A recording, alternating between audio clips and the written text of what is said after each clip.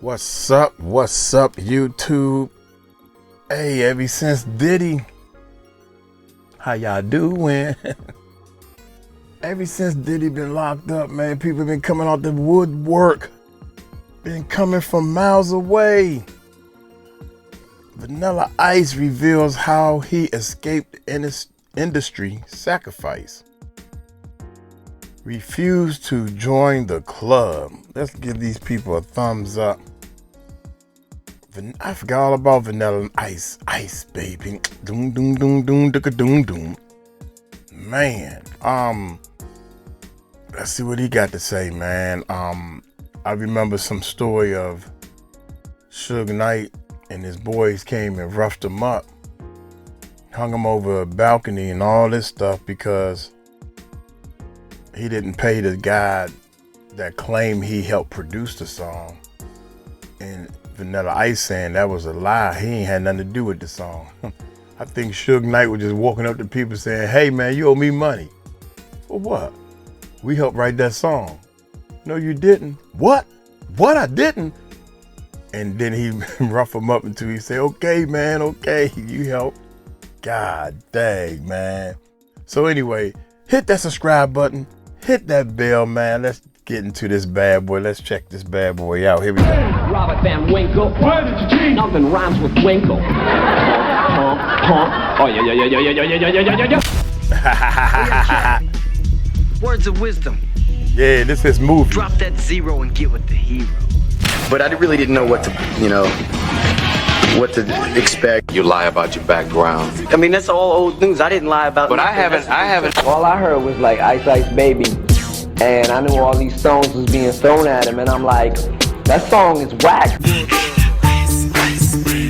But why are all these stones really being thrown at him? I was young, manipulated, and I was a puppet. So Vanilla Ice is finally spilling the tea on why he disappeared from the spotlight, and it's not what anyone expected. For years, people thought he just faded away because he was a one-hit wonder and never stood a chance in the rap game. But now it's coming out that something way darker was going on behind the scenes. Allegedly, Ice was being targeted by some major music executives who tried to pull him into those creepy secret industry rituals we've all heard about. But instead of going along with it, Ice straight up refused to get involved. He walked away from it all and lived to tell the tale.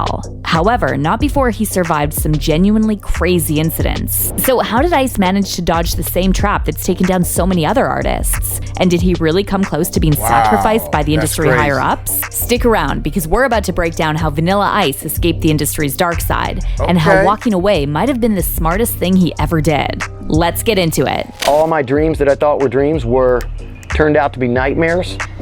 And I figured out the biggest value and purpose in life is that it has nothing to do with money or buying all these things. Vanilla Ice, the poster boy of early 90s pop rap, disappeared almost as quickly as he blew up. Everyone just assumed he was a one-hit wonder who never stood a chance at having a lasting career. However, new reports recently surfaced alleging that Ice's sudden disappearance wasn't just because of musical trends or lack of talent. Instead, those industry higher-ups allegedly tried to pull him into the same ritualistic, depraved, soul-selling games we've heard about from other artists. Having relationships with guys? No. Was I doing things with guys that would probably be deemed to be gay? The message of the devil. It's a spiritual war. So what happens is, in order for that artist to be in position to even mislead the people, they have to be worthy. This is hazing. This is the hazing aspect of it. In order to climb the ladder in the music industry, you have to be hazed. And when you're getting hazed, you're getting f***ed in your ass. Do you think you say like basically this homosexual ritual? How does the industry? That's crazy, man. Y'all heard that, right? I'm trying to make sure the camera is right. There you go. Yeah. Man, like a hazing. In the music industry, you have to be hazed. And when you're getting hazed, you're getting f***ed in your ass. Do you think you say like basically this homosexual ritual? How does the industry situation turn him into a man? It really didn't. If anything, it tried to take man's stripes from me. So recently, some reports surfaced about how Vanilla Ice was allegedly approached by the industry gatekeepers at the height of his fame and invited to those secret parties, the same ones we're now hearing about in connection to Diddy. However, Vanilla Ice flat out refused, and he later hinted at the fakeness, the manipulation, the dark side of fame, and then he just left. This is a quote that you said in one of your interviews. You said, at one point in my life, I didn't even know who I was, what my purpose was. I didn't want to live anymore. With hundreds of millions of dollars in the bank, I didn't give a shit about life. Who I am today is a complete flip the script opposite of that, and just super grateful, man, for my family, for my kids. And that's the meaning of life, man, the true meaning of life. 100%. We can go around as a young person in this globe and see life in a different way. And then you know what happens is, I shook this whole globe up, you know, like a snow globe. I shook it up. And you think reality is what you see in front of you, and then the snow globe kind of settles a little bit, and then you find out that none of it was real. It was all artificial. It's all just entertainment world. It's all on how people view you, even you. And you find your purpose, you find out who you are. And I didn't know who I was. You know what I mean? Like, I know Justin Bieber could definitely use some advice. Lost. Because with all the success, nobody that, especially with what happened to me, 10 times even bigger than Bieber, or anybody, because of being me and white and who I am. And at the time, it was something far more impactful, if that makes any sense, for people to hate on or take a punch at or anything, right? So it was a groundbreaking thing that really was, and probably could have killed me in many, many ways. Not just the Suge Knight way but suicidal way, to the point where all my dreams that I thought were dreams turned out to be nightmares. Now about those freak-off parties. When Vanilla Ice was peaking, Diddy was still behind the scenes, and by the time Diddy became a superstar, Ice had already left the mainstream. But see, Diddy didn't start these rumored rituals. Allegedly, he was also taught by his mentors, the same ones who tried to pull Vanilla Ice into it. After the huge success of Ice Ice Baby, Vanilla Ice reportedly found himself on the radar of some of the most powerful figures in the music industry, including late executive Charles Koppelman, who had deep ties to Diddy's longtime mentor, Clive Davis. You know, at the time that Whitney died, that night when we were at, you know, my Grammy party, and it was Puffy. It really was Puffy, Diddy, all Puffy, of the, and for him to so articulately why we were there together, why the party had to go on, why the musical community had to be joined together. Very touching, very special. Now, rumor has it that behind closed doors, these executives saw Vanilla Ice as not just a cash cow, but a potential puppet to control. And allegedly, he was being pushed to those same industry rituals that would later be linked to Diddy. However, Vanilla Ice saw right through that, and before they could pull him deeper into the machine, he backed away, disappeared from the mainstream, and left the industry for good. But it wasn't as easy as that, and there were many moments during his short-lived career that Ice thought he wouldn't make it out alive. To give you some context, Vanilla Ice, whose real name is Robert Matthew Van Winkle, was discovered around 1987 by DJ Floyd Earthquake Brown, who saw Ice performing at a South Dallas club called City Lights. And just 2 years later, Ice would drop his major label studio album, To the Extreme, which sold 15 million copies worldwide, faster than any album since Prince's Purple Rain, which came out 6 years earlier. The catchy lead single, Ice Ice Baby, was the first rap song to reach #1 on the Billboard Hot 100, helping bring rap into the American mainstream. Vanilla Ice made a big splash in pop culture. He wasn't just in music, even Hollywood took notice. And in 1991, he made his movie debut in the film Cool as Ice. This sleepy little town is about to become cool as ice. That was a whack movie, man. I swear to God, because he was in it. They had motorcycles and stuff. I tried my best to watch the movie, you know, thinking I'm studying, I guess. That was a whack movie, young. I don't care what anybody say. Drop it. Even back then. What the hell is that? Drop that zero and get with the hero. It felt like everyone wanted a piece of Vanilla Ice. even Madonna, who was so into him that she actually proposed to him. However, Ice turned her down because his career was just getting started and he was still in his early 20s. She even proposed to me. I mean, things were going so crazy and fast, man. I was just like, what? I thought the guy was supposed to do that. What do you mean? Wait a minute. This is too fast. I'm just getting started here, and I'm way too young for this. Yeah.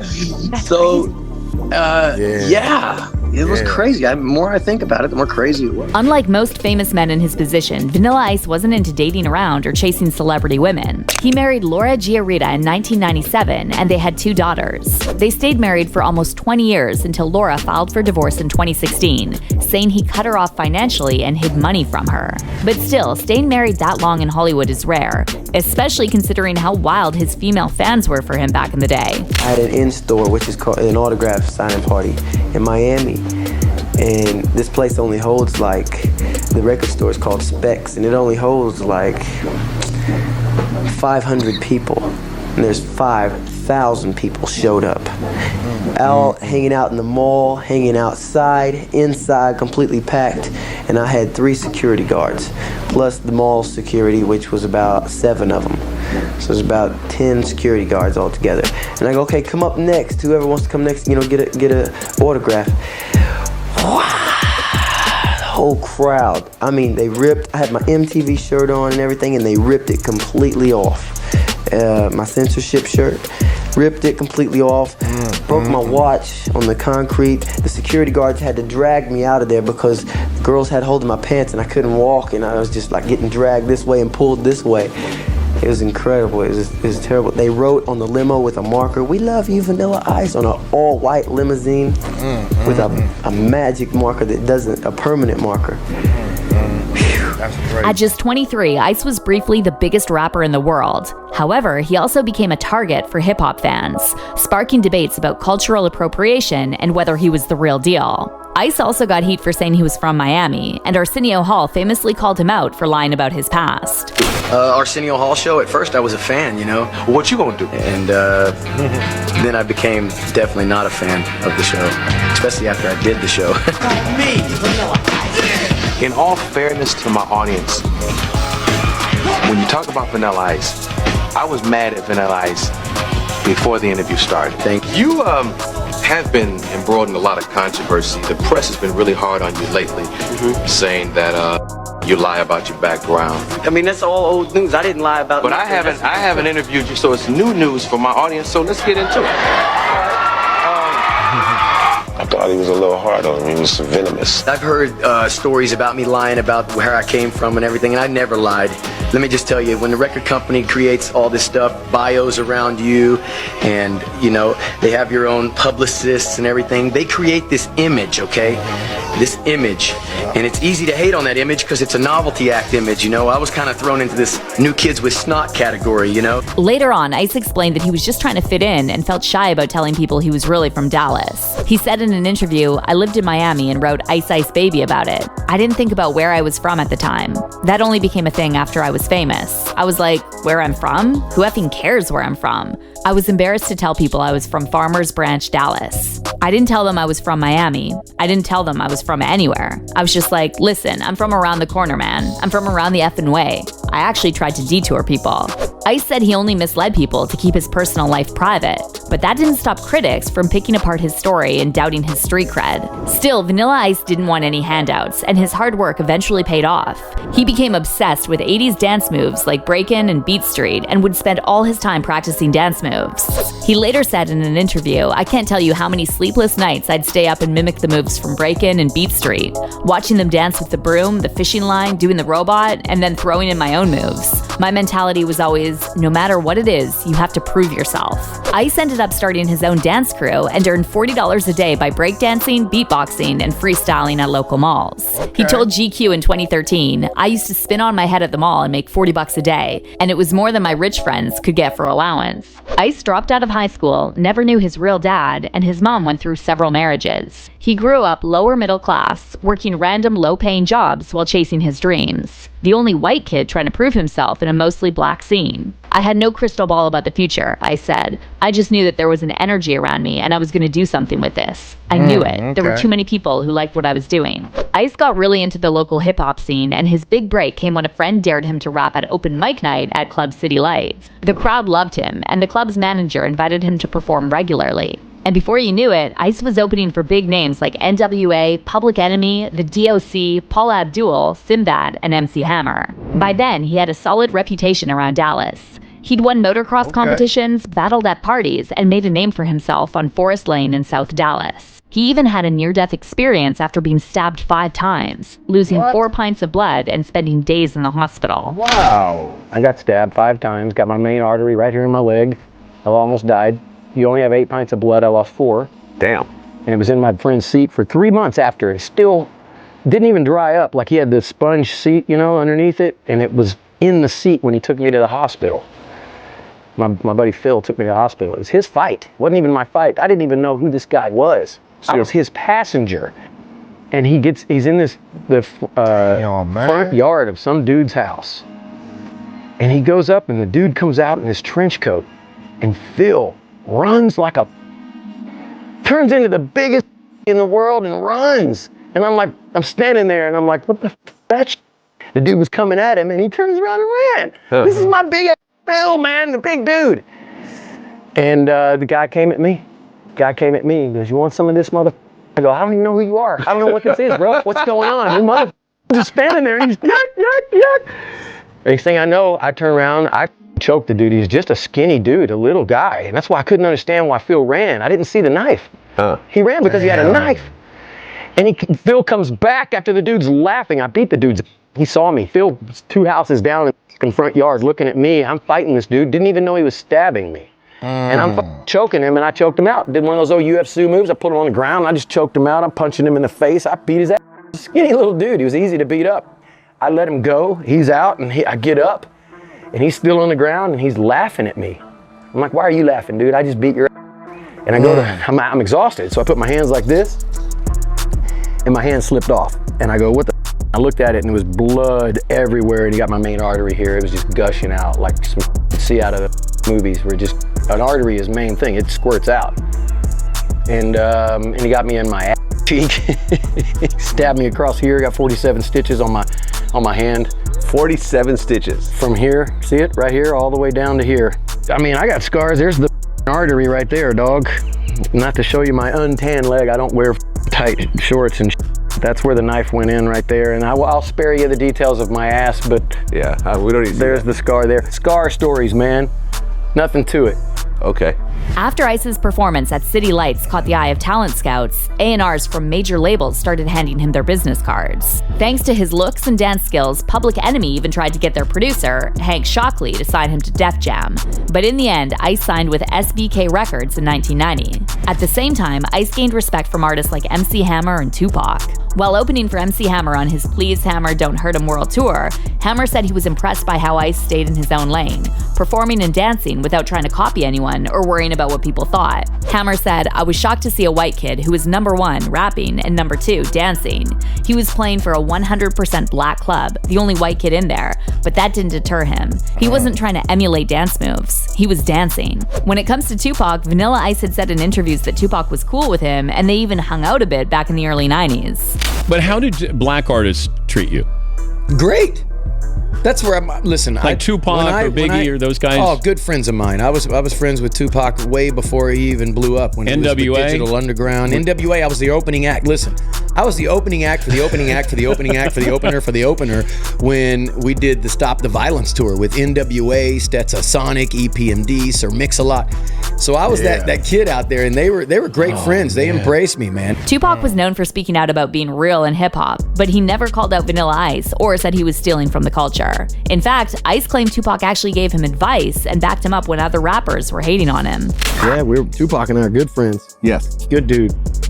Gave me some of my greatest advice because he saw me going through hell with all the hatred and all the shit, and he stood up for me and said straight up, Ice, you're dope.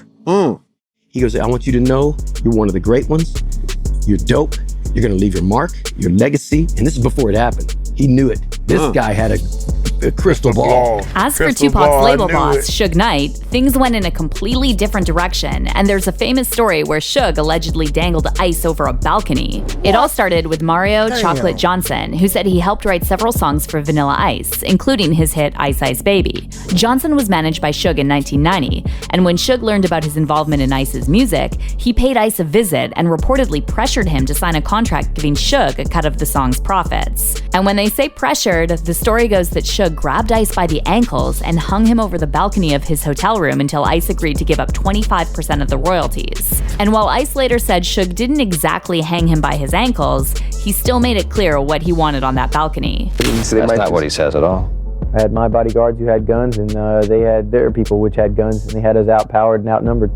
Talking publicly about it for the first time, Van Winkle describes a terrifying night in his suite at a Beverly Hills hotel when he says Suge Knight showed up with 6 other men. Roughed one of my bodyguards up, they roughed everybody else in my whole entourage up. But fast forward to today, and it's clear who had the last laugh in this story. Vanilla Ice is now a successful real estate investor, while Suge Knight is in prison and won't be eligible for parole until at least October 2034, when he'll be 69 years old. After his rise and fall in the music industry, Vanilla Ice completely... Damn, y'all. Look at this. I'm trying to tell y'all what that thug life gets you, man. In jail. Look at this dude, Vanilla Ice. I'm glad they showed this part because I was about to say that he is a real estate investor with millions of dollars in the bank, and he likes to do real estate and stuff, man. That movie scene with the motorcycle movie, nah. And all this other stuff that he's doing, man. Check this out, though. Up, they roughed everybody else in my whole entourage up. But fast forward to today, and it's clear who had the last laugh in this story. Vanilla Ice is now a successful real estate investor, while Suge Knight is in prison and won't be eligible for parole until at least October 2034, when he'll be 69 years old. After his rise and fall in the music industry, Vanilla Ice completely reinvented himself, this time in real estate. Long before house flipping became popular, he started buying and renovating properties in Florida, turning his music earnings into a booming real estate career. His talent for design and business eventually led to his own home renovation show, The Vanilla Ice Project, which ran for multiple seasons on the DIY network. For the real estate, I've been doing it for over 30-something years. I've been a GC. I went to design school, got a degree 18 years ago. Oh, wow. I mean, that's why the TV show has 180 episodes and 13 seasons, is because we still just do it. I really do it. There's no fluff to my show, you know? I go to seminars all over the world, man. Anytime a seminar comes in, and I'll go to real estate seminars, I'll go to self-help seminars, I go to all kinds of things. I'm really clean. Like, I had a weekend, like you, I think, that lasted about 3 years, way back in my early 20s, and then I've been clean since, so it's been a long time because I'm getting older. Basically, Ice knew not to sell out and turned down those industry parties. He played the long game, and now he's still making money, while most of the people who hated on him are either broke or in jail. Fans now say that Vanilla Ice leaving the music industry for real estate was one of the smartest decisions, and a lot of people think the best thing he did was step away from the spotlight when he did, getting out before fame took over and finding success on his own terms, without compromising his integrity. But now let's hear your thoughts on Vanilla Ice's journey in the industry. Do you think it was a smart move for him to leave that world? How do you feel about these allegations that the industry higher-ups tried to put him into that freak-off scene? Drop your thoughts in the comments below. And don't miss this next video. Man, Vanilla Ice, dude, I'm trying to tell y'all. I don't care what anybody say. You can act like you ain't like that song, but the world liked it. You can act like Ice, Ice, baby. Doom, doom, doom, doom, doom, doom, doom. All right, stop. Let's listen. Man, it was a corny little song. I think it was corny. It ain't no straight up beat to it or hip hop. But that joint sold like nobody's business. And you can call it a one-hit single because I don't even know no other songs of him. I think it was one more song. If you played it, I might be like, oh, that's right, I remember that one. But on his way down, they did that movie, man, with them riding the motorcycles. That thing was horrible. So after all the bad talk, I thought he was washed up and gone and done. Got a job somewhere. Nah, man, my man flipping houses. Master P was doing some big business type stuff. dude, this music industry, you have to use it for what it is. When your time is up, get out and do something that you really, really like to do. And he liked them big million dollar houses, man, and selling it to the millionaires. And he's doing real good doing that, I guess, you know.